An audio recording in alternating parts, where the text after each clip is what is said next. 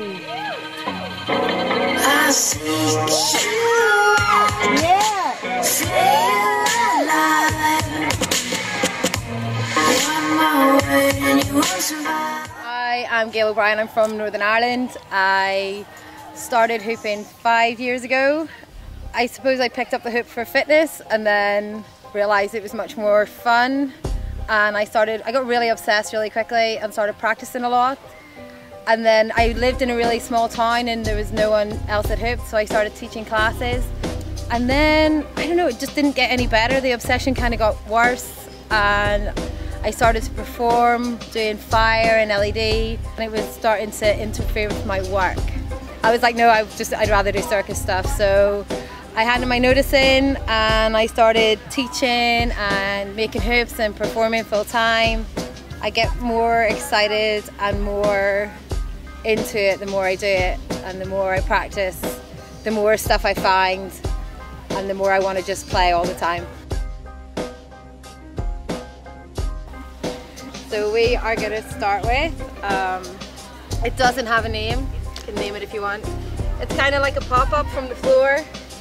Kind of like a pizza toss. Some people were calling it the dirty pizza toss, but I'll show you the move and then I'll try and get it right, and then I'll break it down for you. I'm shaming myself a little bit. I'll break down the move for you. I'll try and do it cleanly.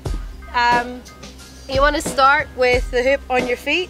It's much easier in bare feet, and your feet want to be parallel, so they want to be in a straight line. You don't want them turned out and you don't want them turned in. You just want them like train tracks. The hoop is below my ankle bones and it's in contact with my heels, so the heel contact bit's really important. I don't need to push out too much on my hoop. Yeah?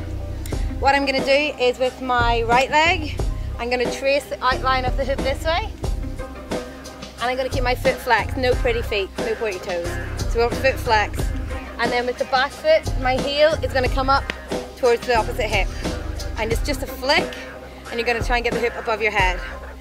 So we twist a little bit and then we flick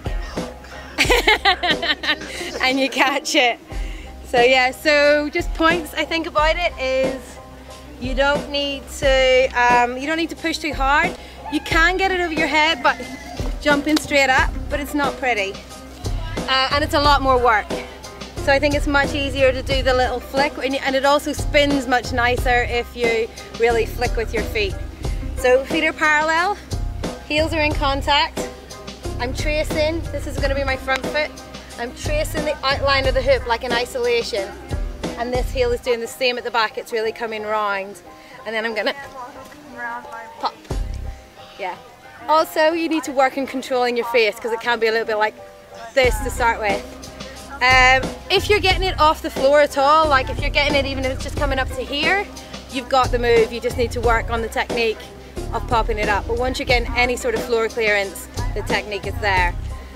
Another thing I'd say is don't do this, because then you end up, it just hits your arms and goes back down. But yeah, it's a really nice way to start if you're performing or you've got people watching and you've dropped the hoop. They will forgive you a lot if you just pop it up above your head. And boys seem to do it much easier than girls. Like you can get it like 8-10 feet. So yeah, so that is the pop-up. You can do it with 2. I'm saying that, I don't know if it's going to work. In theory you can do it with 2. So same thing, you're just working on the bottom hoop. Oh, you can do it 2, but it's harder to catch. No shoes, not even in the picture. So we are doing heels in contact, kind of in the middle of my hoops. And I'm just going to flick my feet. And just spin. Keep spinning until it smooths out and looks beautiful. And that is the pop-up.